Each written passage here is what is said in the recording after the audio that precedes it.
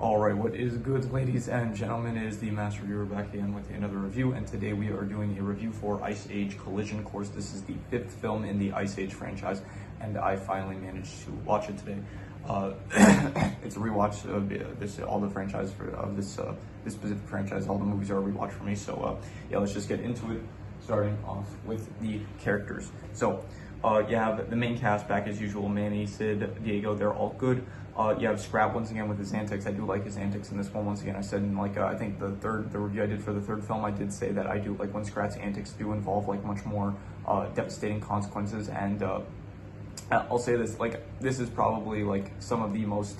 I just love how they just decide okay, let's make it so that just Scrat, he's responsible for everything. He caused the continents to split up. He's responsible for everything in the solar system. They were just let's just go all in. So he's he made the red spot in on Jupiter. He's the one responsible for Saturn's rings. He caused Mars to lose all its life. He's even responsible for directly sending the asteroid to the comet to. I think he was responsible for sending the comet to. It might not have been actually. He might not have been responsible for the comet going towards Earth, but he was at least responsible for speeding up and stuff. But he also caused the sea to part in the middle of the movie. So I do like Scrat's antics in this one. So besides that, you have Brooke. She's a new character. You have Shira, but it does feel like she's kind of sidelined once again. Diego also I think in the fourth film they did it good with Diego because Diego had a love interest in that one, so it was kind of something interesting rather than him just being afraid of water or him not knowing what to do in life. This one's just they have a small side plot where it's they want kids to not be afraid of them, and then by the end of the film they're not afraid of them because they saved the world. So I don't know, they felt they didn't really have anything to do in this film. So both Diego and Shira. I did like Sid. Sid in this film, he was oh, everyone has a partner. I don't have love in my life, and so he's sad about that, which I guess was fine for him. Probably still better than the last film with his whole being abandoned by his family and stuff. That was probably better. Granny was in this as well. I do think that I did like a lot of her jokes in this one. I thought that they were pretty good. Ellie is in this, and she is dating Julian, and he is fine addition. He's voiced by Adam Devine or something like that. I think that he came off a bit annoying here and there, but overall he was a fine character. I didn't really care for him too much. Peaches also she's just fine. She's in the last film she was my least favorite character. I think in this film she's also just not really one of my favorites. You have Ellie in this. She's also good as usual.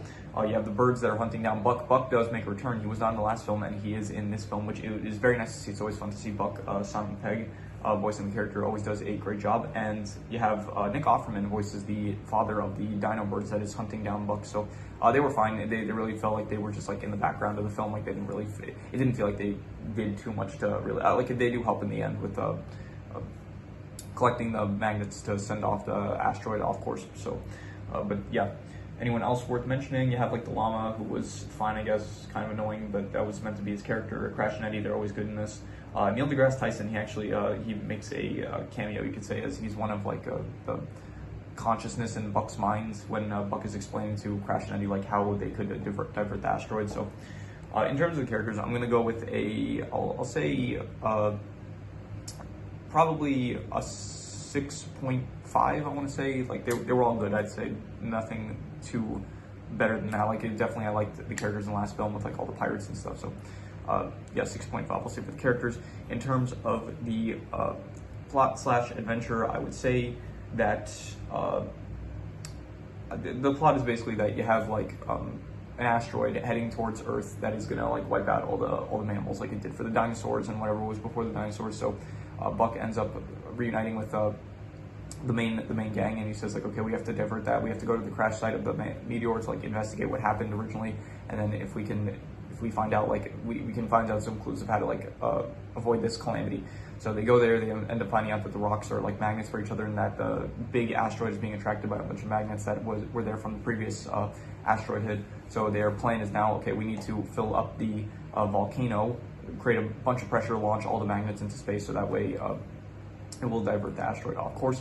And by the way, let me just say, none of the physics in this is correct. There's at no point do they use physics correctly, but it's not really meant to be it's a comedy. It's meant to be ridiculous and stuff. It's also there's talking animals in this franchise, so at this point it doesn't really matter if they get the physics wrong. So, but yeah, I'm just pointing out almost none of the physics for anything related to the astronomy stuff is correct. So, so they end up finding this like one of the previous meteor that hit Earth, and then they see that there's like a community living inside of it of like kind of hippies, and then they say that they need to send an asteroid into space, but then they're like, no, it gives us youth, so we can't let you do that. But then Brooke ends up convincing them like, no, we need to help. We need to get this like to space, otherwise it's time for it to leave or something like that. So then they end up managing to send all the rocks into space, and all's well that ends well.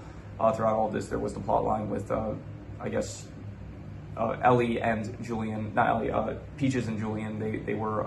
They basically said like, we want to leave, we want to go out on our own and like explore and stuff, like because we're young and stuff.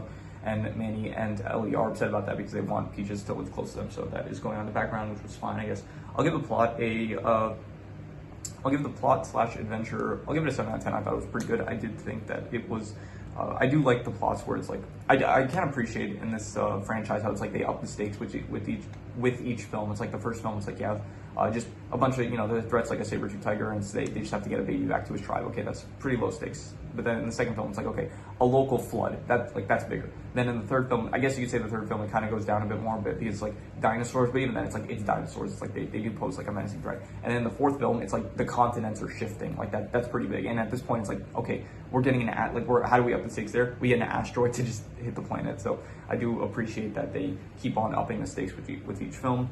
In terms of the settings, you do see some ice areas, which is nice. Every time you do have like ice areas, it is good because this is Ice Age. So, but there are still like a lot of just forest areas, which I don't know, they're fine, I guess. But I did like the purple skies. There were a lot of like, this movie used a lot of purple, and purple's like my second favorite color. So I do actually appreciate all the purple skies. So that was cool. So in terms of the settings, I'm gonna give it I'll give it like a. There's also like the volcano areas and stuff, and also space you do see with like scrap and stuff. So I'll give the settings of 6.5, I guess. I'm thinking between a 6 to a 6.5. I'm going to be generous and give it a 6.5. I thought it was good. In terms of the art style, I did notice something about like, so in like a lot of modern, like not modern, this came out like 2016, 9 years ago. I can't believe that. I watched this like on opening theater day. So anyway, so there was so art styles nowadays, like they feel much cleaner and like much more polished. Like maybe the saturation is higher on the images, like the art and stuff. So it does feel like very clean and stuff. So I'll give it a 6 out of 10. I'll say it's above average because it's good. It's definitely like they've come a long way since the first movie. So the comedy, I would probably, there were some good moments, I will say. There were some moments where I did laugh out loud. I did think Granny, especially like towards the start, she had some like very, very good one-liners I did like. So I'll give the comedy I'll go with like a 6 out of 10. I'd say it was above average. Probably better than the last film, but probably not like the highlight of the franchise. There's definitely been like in the earlier movies, the comedy was better, I think. But in terms of the drama I will give, it is pretty dramatic, honestly. Like once again, it's like there's a ticking clock. Like in the Continental Drift, it's like you do kind of have like the continents are moving in, so it's like that's kind of scary. But this is like way more threatening than the continents moving, and this is like an asteroid hitting the entire Earth. Like with the continents moving, it's just the animal dies. This is like the entire planet gets destroyed. So the drama, I will give the drama. There's also like the ticking time element of like you don't have that much time before the asteroid hits. So I'll give the drama I'll go with a 7 out of 10. I'd say it was pretty good. In terms of the worst thing, I think the worst thing is probably, I don't know if there's a worst thing per se, maybe just like, there's some characters here and there that I didn't really like the llama, he wasn't that great. Ellie and I keep thinking Ellie. Peaches and Julian, they're not the most interesting characters. What else? The dinosaurs, they do feel like they don't really bring too much to the table. So in terms of just a lot of like characters that just don't feel that interesting, She-Ra kind of gets sidelined once again. So because of like the utilization of certain characters, I did mention like in one of my earliest videos, I did say like